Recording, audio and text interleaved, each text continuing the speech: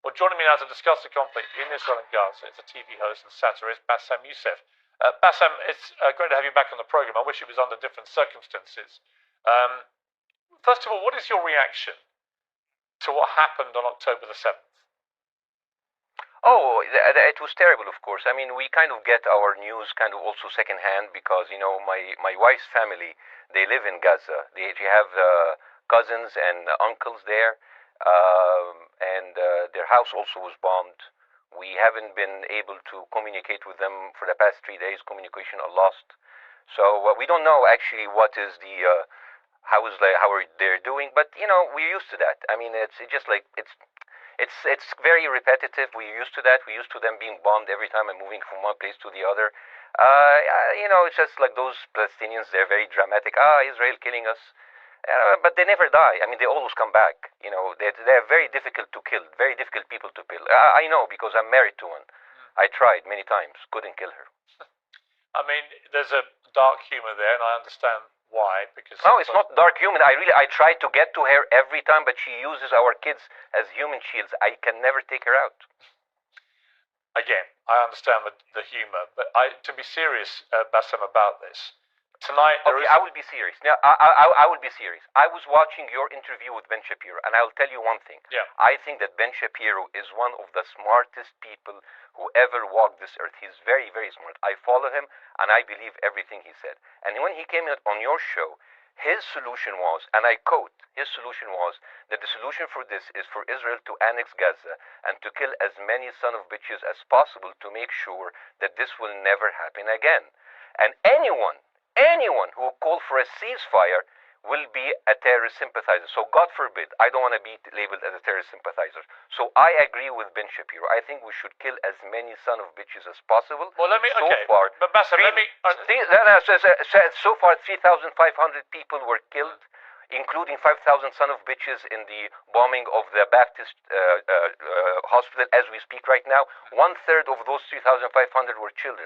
So my question to Ben Shapiro is, how many more son of bitches do we need to kill so Ben Shapiro is happy? Okay, because it changes Bاسm, from 1 year. It changes from one. I'm sorry that. Listen, I'm really at a disadvantage here. I'm looking at a camera. I don't see you. I can hear you on my ear. The reason I'm interrupting is I think you might be.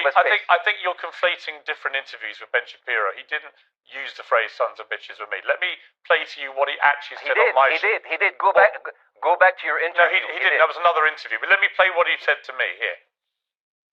Well, frankly, I don't believe in proportionate response to terrorism. I believe that the way that you stop terrorism is with wildly disproportionate response. That doesn't mean in terms of targeting civilians. It means in terms of killing as many terrorists as humanly possible and allowing them to dictate the terms of engagement by hiding behind civilians in areas that they're supposedly responsible for means that the only option for Israel is to surrender to Hamas's hatred of its own citizens, its willingness to use its own children as human shields. No country worth its salt could ever do that.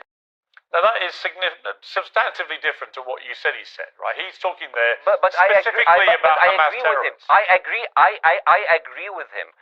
The thing is, the question is, what is a proportionate response? Because it has been different from one tier to another. So if you look to this graph, for example, this is the death of Israeli and Palestinians, and it's changing from 1 year to year. It's like fluctuating like crypto. So my question is today, what is the going rate today for human lives? I mean, 2014 was a great year for Ben Shapiro. 88 Israelis were died, and there was 2,329 Palestinians killed on the other side.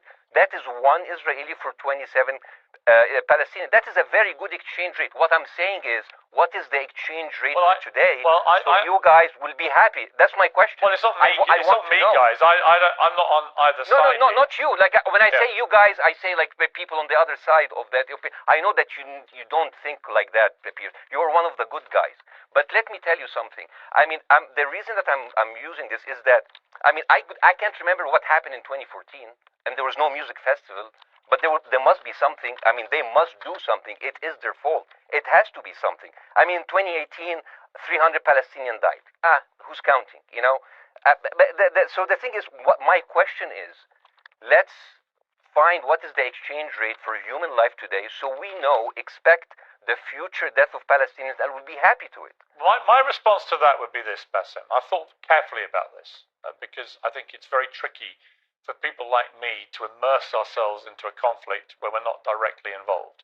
And I thought carefully about what I feel about this. I feel that the scale of what Hamas did on October the 7th supersedes anything else I've seen in this conflict, really ever.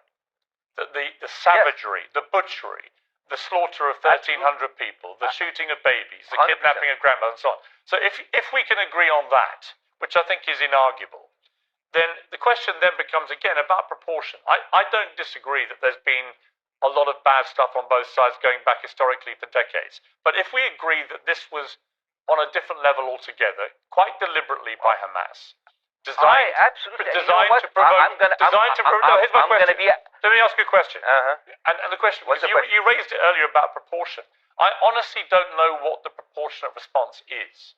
I honestly don't. I don't. I've been watching the airstrikes. So what's your question? Well, I would ask you, if you were Israel, what would you? If I was Israel. If you were Israel and that had happened to you, what would you think would be the appropriate way for the country to respond? I would do exactly like Israel did, kill as many people as possible since the world is letting me do it. I mean, I can do it because I can, you know. But the thing is, you know what, I agree with you. And you know what, I'm going to be even ahead of you because I see the question coming. Do you condemn Hamas for the atrocity? Yes, I condemn Hamas. I condemn Hamas. Hamas is the source of all evil. They're the reason for everything. And you know what? Let's for a minute imagine a world without Hamas. Right. What will this world look like? Let's give this word a name, and let's name this word the West Bank. Hamas has absolutely no control in the West Bank, and since the beginning of this year, only through August, 37 Palestinian kids were killed. No music festival, no paragliding, no Hamas. Since the occupation of the West Bank, 7,000 Palestinians were killed. No music festival, no paragliding, no Hamas. I can go on and on and on and on. No, but you don't need to, because in a way you're preaching to the choir. I've followed this crisis. Oh no, you're not preaching. So the thing is, like, well, in the sense that I know that what you're saying has validity, of course. Piers, by the way, Piers, I am at a disadvantage here. I can hear you, I cannot see you. I am in a claustrophobic room, and so please cut me some slack and don't interrupt me and interrupt my point. Sure. So, because this has to be fair. Understand. Because if you want to only hear your opinion, I can just condemn Hamas and go home. I can do that. So, do you want to do that, or do you have a much more nuanced conversation? No, I absolutely want to have a nuanced conversation. I wasn't aware I was interrupting you. I thought I was letting you speak. Amazing. So I would say I really applaud Israel for doing one thing that no military force in the world does. Because I heard Ben Shapiro and I heard Ron DeSantis, and they said Israel is the only military force in the world that warns civilians before bombing them. I mean, how fucking cute. That is so nice of them. Because with this logic, if Russian troops started warning Ukrainians before bombing their houses, we're cool with Putin, right? I mean, okay, Habibi, you have warned them, go invade. It's fine. You have done your job.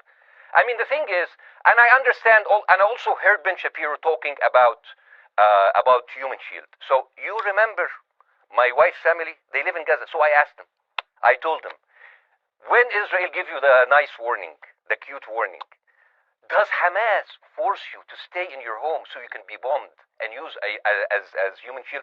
You know what, Hassan here, my wife's cousin, he's a loser, you know. He told me, you know, when I asked him, does that happen? He told me, no. The lying son of a bitch lied to me. I told him, you don't understand. Ben Shapiro and Ron DeSantis keep saying that Israel warns you and Hamas asked you to stay put. So I told you, he's a loser. He never kept a job. He even failed in all of the interviews to become like a human shield. I would believe Ben Shapiro. Let me ask you this, so let's go with that. No. Let me ask you. At some point, I must be able to ask you questions. It's not a monologue for you, Bاسم. If we agree that for the 14,000 casualties, I mean, who's counting, our human shield, does that mean that every single one of those civilians was standing, obscuring a military target behind them? Because that's a lot of weapons. I mean, Hamas is packing. No, of course it doesn't. Look, so there's some collateral damage. Lots of collateral damage. Yes. It's fine, yeah. You kill some to save some and then kill some more. Yeah, I agree. Yeah. Well, let me ask you this. Again, it comes back to proportionate response. When the world decided it had to get rid of ISIS because of the appalling butchery they were carrying out, it did so by also killing very sadly, a lot of civilians along the way by doing airstrikes against places which But killing civilians are inevitable. You said that in the beginning. My point is, it's inevitable. Yeah, but once Israel has decided that they want to get rid of Hamas, and Hamas is embedded with civilian population, I'm very concerned about what's going to happen next. I've written a column tonight saying, I remember the Iraq war, which I opposed, right? I remember all this. So my question to you is, I know. What would you think would be an appropriate response by Israel to what happened? Well, these are years of disproportionate responses of Israel. Right. Did it solve the solution? Did it solve the problem? Did it work before? So it will. Or what will be the surprise this time? What will be the twist that will make this work this time? What will be different this time? Seriously, I mean, like, this is only the last 15 years. I mean, because it's too many papers. I just got this. But how will this be different? And the thing is, I am so glad in the introduction that you mentioned the Iraq war. I applaud you, Piers, for saying that, because you were honest about it. You said that spreading lies, like WMDs, make people look at those people as less of humans, and they would accept the death of 1 million Iraqi, whether by sanctions or by invasion, right? You are a good man. This is amazing. And you know what is similar? Is when you spread the lies of 40 decapitated babies, although it was refuted. So what happens when people hear that, killing babies is horrible. But when you say decapitated 40 babies, you are planting a certain image, who has with a said certain that? trigger in people's mind. Who has said that? Who has said 40 Who has said that? Who has has said said that? 40 decapitated? Who has said you that? You have repeated. No, I haven't. What? I've never said that. You haven't said on your show 40 decapitated babies? Never. Ben Shapiro didn't say it? No. Ron DeSantis didn't say Nobody has said Okay, it. nobody said it? No. Oh, okay, maybe I am wrong. Decapitated. Here's You're wrong. I've never said that. What happened, no, you're wrong. But the thing is, when Iraq, the same thing is happening in Iraq. Ben Shapiro once tweeted, not even about Gaza, about the West Bank, when Israel continued to build the illegal settlement. He said, 2017, Israel likes to build things, and Arabs, not Palestine, not Hamas, Arabs like to bomb crap and live in open sewage. Yeah, I thought that was very the Israeli defense minister, he said, those are human animals. And the thing is, Ben Shapiro should know better, because long before the Holocaust, before Jewish people were thrown in the gas chambers, the Nazi propaganda called them rats. Now, as a human being, I will never accept that another human being being thrown into a gas chamber, but a rat, kill 10, kill 1,000, 3,500. They are son of a bitch. They are human animals who live in open sewage and decapitate babies. And because of that propaganda, Mr. Morgan, that guy in Illinois, the 71 years old guy, he killed, stabbing the 6-year-old Palestinian kid in Illinois 26 times. And he used to play with him. They used to be friends. But he went in, marching into their apartment, stabbing his mother and killing him, shouting, all Muslims could die. Yeah. It took you 80 years to change one word from Jewish to Muslim. And then you transferred your guilt to us and took away our land. Bassem, let me ask you a question. That deal sucks, man. Let me ask you a question. How do we get from where we are now to peace?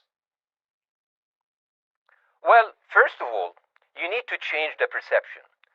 Nikki Haley, the American presidential candidate, said, we are in Israel in this because it's a fight between good and evil. Now, if you already decided someone is good, he can do no evil. And if you decided someone is evil, it's good to kill them. Killing them is good. You see, the thing is, it is not like something new. I mean, I look at history and I see, I'm sorry to say this, but Westerners has always dealt like this with indigenous people. You first treated them like savages, Native American, First Nation, Aboriginal. They're savages. Kill all the savages. And then when they're almost extinct, you start feeling sorry for them, like animals. So maybe the solution is that we kill as many Palestinians as possible, so the few of them that remains do not bother you. And maybe Netanyahu, when he lives for another 100 years, he'll become a tree hugger. Let me just challenge you on this. And he will campaign for preserving the three Palestinians. You keep talking about Westerners like me. Okay, so let me return the favor. Okay, Hamas is dedicated to the complete eradication of Jewish people. I am not the spokesman for Hamas. I'm not saying you are. Why do you I'm not saying you I'm not are. their spokesman. You're talking to me. I fucking hate them. Bassem, Fuck Hamas. you are Hamas. No, are you happy? You're missing my point. You're talking in a generalized way about people in the West who always talk about Arabs as savages. I don't. No. I'm talking about America. I actually led the campaign. I led the media campaign in this listen, country against the Iraq War. Okay, so I don't see people in the Middle East as savages. You are one of the good ones. But what I would say is, talking about you. You're great. No, it's not about me being great. We love you. It's about the way Hamas behaved on October the 7th was like savages, like a pack of savages. It was the worst atrocity against Jewish people since the Holocaust. There has to be, of course, there has to be a response. My question to you is, notwithstanding the history, Bassem, what is the proportionate response? But I don't know. But there's no Hamas in the West Bank, and they're still dying there. So what's your excuse? I don't have any excuse. Okay, what's your explanation? Sorry, my earpiece went down. Listen, I don't make any pretense that this hasn't been a massive problem between Palestine and Israel going back to the mid-40s. We all know this, right? Piers, listen. I'm not saying that you're making excuse, but if you are adopting a certain point of view, you have to at least defend it. I'm telling you, there is no Hamas in the West Bank. What is the excuse? Not your excuse. What is the excuse to kill those people? Well, listen, this question of proportionality is one that... No, answer my question! I've been answering your question, you answer mine! It's actually not my job to answer your questions. It's not. Okay, not your job. Not. I agree with you. I'm more interested in you, who has family in Gaza, who's an Egyptian in the Middle East, right? I'm more interested in what you have to say. Okay, I'm telling you. I think Hamas is the problem, okay? Right. Now, let's say Hamas is removed. Let's Hamas. I'm agreeing with everything about it. You want me to condemn Hamas? I will condemn Hamas, Hummus, Hassan, everybody. Guys, wait. I can't hear you. The earpiece. Damn. Okay. Oops. Okay. Yeah. Okay. I didn't need help. I think. Okay. Just go back. Is he there? You go back. Can you hear me? Okay, go. Thank you, guys. Can you hear, Bassem? Yeah, now I can hear you. Okay. So here's the thing. Can you hear? Okay. Yeah. So let's say, for example, Hamas ceased to exist. Okay. Do you hear me? Yes. Yeah. Hamas ceased to exist today. Now, right now, in Palestine, in West Bank and Gaza, 20% of Palestinians go through Israeli prison system, whether imprisonment, whether interrogation, whether torture, and the rest of them, they live a life of daily loss of land, of homes, of life, and they are suffocated by this. So let me ask you something. If you are a Palestinian living into these conditions for decades, would you sympathize with your oppressor, or sympathize with the people who claim they resist them even if they are terrorists? I have made no secret that I think the conditions Palestinians have had to exist under are completely unacceptable. Yeah. I've said that for years. So the question then becomes, how do you forge peace between two warring parts of that region who for decades have approached peace, in my view, with mutual sledgehammers, with no actual desire to have peace? And I think it comes down in the end to great leadership. And I don't think there's great leadership. I don't think, well, hang on, let me make my point. I don't think there's great leadership on either side. Where is the Nelson Mandela figure here to come through all this hatred on both sides? Nelson Mandela? Yeah, where is that figure? Nelson Mandela actually have criticized Israel for being a horrible state. All of the South African activists have actually called Israel. My point is about how he responded to a country that was so divided. Is a template for how you get to peace, isn't it? I haven't met Nelson Mandela, so I wouldn't know. But there's a point. There's a very important point here. I want to understand what is the logic of Israel carpet bombing Gaza. I mean, if there's a logic, if this will make Israel safe, I want to hear the logic. So if they continue bombing, what are they hoping to achieve? Well, we know what their stated aim is. Their stated aim is to eradicate and wipe out Hamas. They believe Hamas are living predominantly in northern Gaza. They also are aware they're living amongst civilians. So it's an incredibly difficult thing. As I said in my monologue, it is very, very difficult to see how they do this without massive collateral damage. So if I can understand this correctly, basically Israel is doing this to pressure the Palestinian community in Gaza to turn against Hamas. Is that right? I'm sure that's part of it, yes. That's part of it. So this is exactly what terrorist organizations do, because terrorist organizations will have no chance beating a whole nation in battle. So they terrorize and they kill the civilians in order to spread fear and terror so they can turn against their government to change their policy or to resign. You have just compared Israel with ISIS. No, I haven't. I don't see any comparison between. It's going to be the headlines tomorrow. Piers Morgan, Israel is ISIS. Only amongst people who weren't listening. The comparison, which is more apposite, is ISIS and Hamas. They are both nihilistic terror groups intent on killing as many Jewish people and others as they can possibly kill. And you can't get peace with people like that. Absolutely. You know what? I'm going to do something that nobody done on your television. You know what I'm going to do on your episode? I'm going to pretend that I'm an Israeli citizen. I'm going to put myself in the place of an Israeli settler in the kibbutz. And I want to speak to my Prime Minister, Benjamin Netanyahu. Mr. Benjamin Netanyahu, I have voted for you because you have promised us peace and prosperity and security. On the 7th of October, those son of bitches Hamas, they went into the fence that is regularly heavily guarded. Usually if there's like a dove that comes close to it, it will be shot.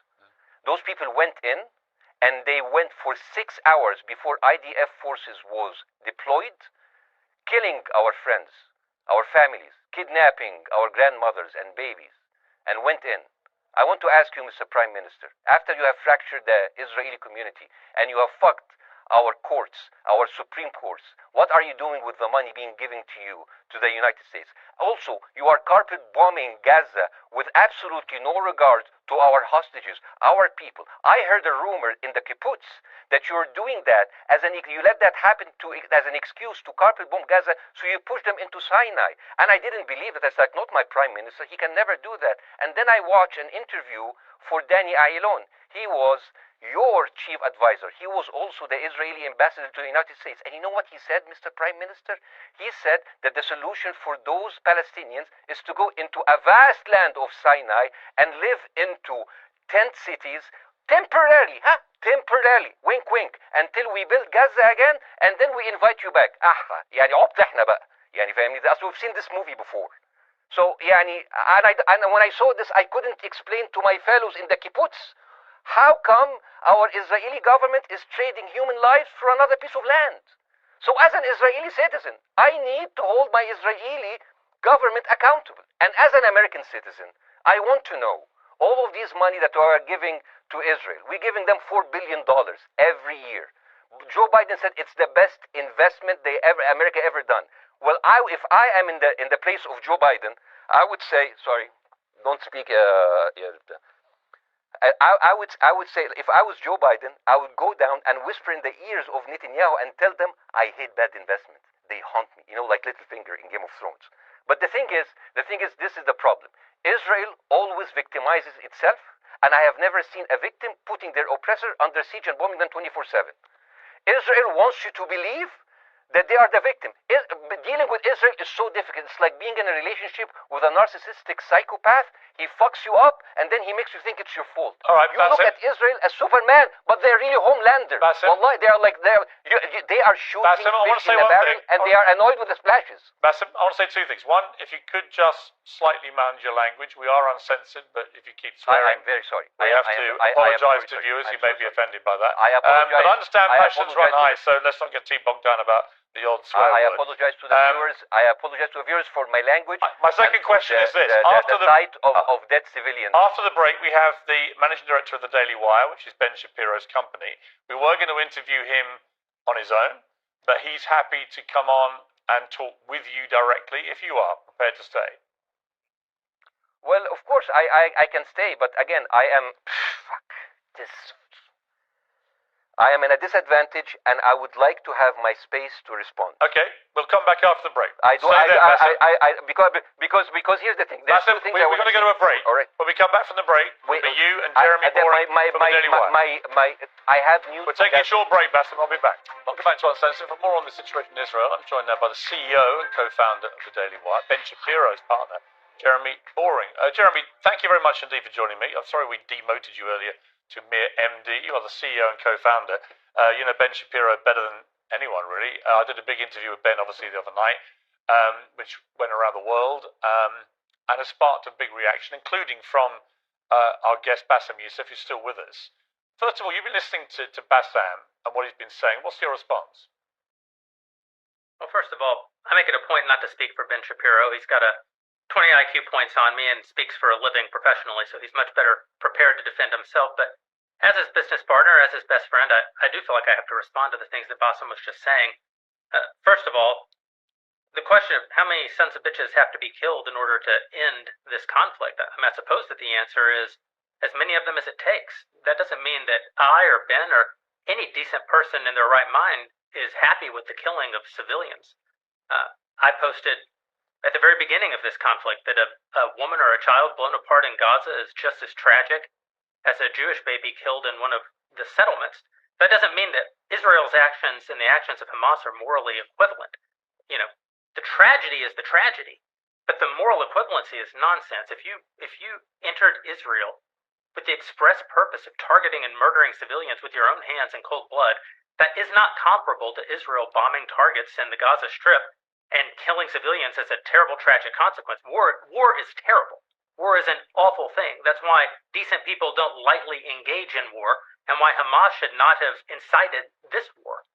You know, we can talk about the history of the Israeli conflict. I'm not a professional political commentator. I'm a CEO. I'm a screenwriter, and I'm certainly not Ben Shapiro. I'm not here to discuss the history of the Israeli-Palestinian conflict, but we all saw what happened on October 7th, and the idea that Israel was not going to react severely to that, or that Israel should not react severely to that, is ludicrous. And the Jeremy, idea let me ask you that Ben the Shapiro question. should be a moderating voice, that Ben Shapiro should be, saying, no, Israel should not respond in this situation. That's nonsense. Let me ask you though, Jeremy, the question which I think is the big question. What is a proportionate response to that outrage on October the 7th, which is the worst attack on Jewish people since the Holocaust?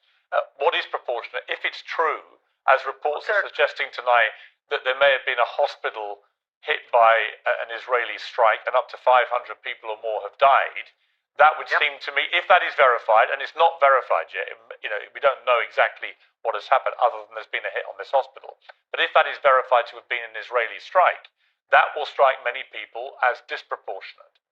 Certainly. Well, first of all, I don't know what a proportionate response is or why we would want it.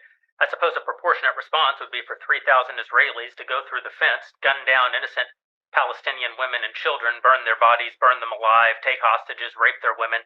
No one wants a proportionate response. No moral person could possibly call for a proportionate response. The purpose of war is to defeat your enemy. The West has, in my lifetime, forgotten the purpose of war because the true cost of war is so terrible.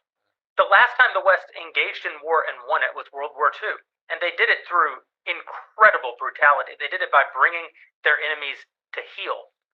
That's not a thing to rah-rah about. That's not a thing to look forward to. As I said, all decent people should avoid war. But I think the sort of lie of the post-World War II, the post-war consensus lie, is that somehow war in which you kill a bunch of people and don't secure victory is morally superior to war where you do secure victory. I would say that the only way to morally justify a war is to win it. Otherwise, the very argument that brought you into the war, this enemy must be defeated, ends up being proven a lie. I mean, Afghanistan, I think America had every right to go into Afghanistan. The Taliban was harboring Osama bin Laden and Al-Qaeda. Al-Qaeda flew planes into buildings in the United States, killed thousands of our citizens, brought the nation into untold agony, pain, and horror. America had every right morally to go in and destroy the Taliban and destroy Al-Qaeda. But I would argue, the Taliban now rules in Afghanistan. The war was not won. But that's my point, actually. I've done a column about this tonight for The Sun here in the UK, which is I was editor of a newspaper when the Iraq War happened. I opposed it very aggressively as the editor of the paper. And sadly, we were borne out by events. It was a complete disaster, the Iraq War, in my view. It was illegally contested, I think. And the consequences were appalling in terms of loss of life, 1 million people, in terms of ISIS being allowed to breed and create their merry hell around the world, in terms of complete dismantlement of Iraq itself as a functioning country. And I think Afghanistan, again, 20 years of attacking an enemy which is now running the country again, seemed to me again to be kind of pointless. And I do wonder whether Israel, in its blind fury, which I completely understand, has thought through the consequences of actually launching a full air, ground and sea offensive into Gaza as to actually what happens at the end of that. Well, I suppose Israel wasn't really given the opportunity to fully contemplate what the consequences of that action might be, because Israel didn't instigate this war. This war was instigated by a horrible terrorist attack on Israel, and a state is put in a position where it has to respond. Now, one might argue that the very fact that Israel has yet to actually launch their ground invasion means that they are actually making a calculation about what the cost will be, what victory looks like. Any rational person, any decent person can engage in a conversation about what is the appropriate response for Israel. Of course they can. But this sort of moral equivalency thing, I don't think is a sign of decency to engage in a conversation about moral equivalency. Let me bring Baasim back in. You've been listening to this, Baasim. What's your response to what Jeremy's been saying? I'm sorry, I didn't catch the gentleman's name. It's Jeremy Boring. He's the chief executive of the Daily Wire and co-founder with Ben Shapiro of the Daily Wire. Hi, Jeremy. Please say hello to Ben Shapiro, and please tell him that I do think he is the smartest person to ever walk the earth. Thank you so much. So, as response to Jeremy, I agree with everything you said. I mean, what is disproportionate? I mean, he just used the examples from Second World War and America, showing that civilian casualty is. I heard his voice. He was very sad. And as he was telling us, it is so inevitable to kill so many civilians because it's something that we cannot avoid. I hear the sadness in his voice. And I know that it's a very difficult decision to kill all of these civilians because that's for a higher cause. And I understand. But my question, I have two questions. The question is, how can you justify the killing in the West Bank where Hamas does not exist? And if the disproportionate response during over all of these years have actually worked, what will be new this time that did not happen before? I just want to. That was my question. Okay, that Baasim, was my question. I'm gonna. Okay. So now, Baasim, if I ask the question, can I say something on my side? Well, Baasim, with respect, a little bit personal. Baasim, with respect, I gave you half the show to have your side. Jeremy's had a lot less time. I'm gonna have to. You want me to leave? Baasim, I'm gonna have to let you go because we've been on there with you for 40 minutes. Okay. Bye bye. Right? But listen, bye. I'd like to talk to you again, and thank you for joining the program. I appreciate it. Oh, by the way, my wife's family is all right, and they sent us a house. It's bombed. It's beautiful. It's gonna be a good like Halloween theme. So I'm very sorry for what your family are going through in Gaza, and I mean that very sincerely. By the way, I don't know. I don't know I don't know him. By the way, I haven't actually met them. They didn't even come to my wedding. They couldn't because they are stuck in Gaza, and she never saw them because Gaza is not a destination. Baasim, as I say, we hear their voices, and it's they die. It's fine. It's fine. Baasim, I wish your family all the very best. Thank you for joining me. I appreciate it. I don't. Thank you.